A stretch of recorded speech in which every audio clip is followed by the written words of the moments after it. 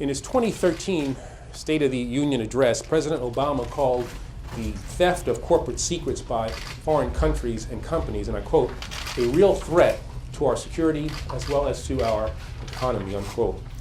We are here this morning to discuss a matter that proves this threat, warned about by the President, is all too real. Today we are announcing an indictment against 5 officers of the Chinese People's Liberation Army for serious cybersecurity breaches against 6 American victim companies. These represent the first ever charges against known state actors for infiltrating United States commercial targets by cyber means. A federal grand jury in Pittsburgh has found that these 5 Chinese military officers conspired together and with others to hack into the computers of organizations in the western Pennsylvania and elsewhere in the United States. The victim entities include Westinghouse Electric, Alcoa, Allegheny Technologies Incorporated, United States Steel, the United Steelworkers Union, and Solar World. This is a case alleging economic espionage by members of the Chinese military.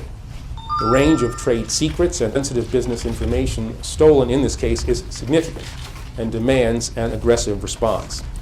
The indictment alleges that these PLA officers maintained unauthorized access to victim computers to steal information from these entities that would be useful to their competitors in China, including state-owned enterprises. In some cases, they stole trade secrets that would have been particularly beneficial to Chinese companies at the time that they were stolen. In others, they stole sensitive internal communications that would provide a competitor or an adversary in litigation with insight into the strategy and the vulnerabilities of the American entity. In some, the alleged hacking appears to have been conducted for no other reason than to advantage state-owned companies and other interests in China at the expense of businesses here in the United States. This is a tactic that the United States government categorically denounces. As President Obama has said on numerous occasions, we do not collect intelligence to provide a competitive advantage to United States companies or to the United States commercial sector. Our economic security and our ability to compete fairly in the global marketplace are directly linked to our national security. The success of American companies since our nation's founding has been the result of hard work and of fair play by our citizens. This is how it ought to be across the globe.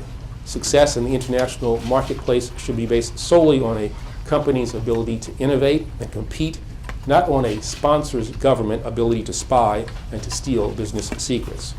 When a foreign nation uses military or intelligence resources and tools against an American executive or corporation to obtain trade secrets or sensitive business information for the benefit of its state-owned companies, we must say enough is enough. This administration will not tolerate actions by any nation that seeks to illegally sabotage American companies and undermine the integrity of fair competition in the operation of the free market. This case should serve as a wake-up call to the seriousness of the ongoing cyber threat.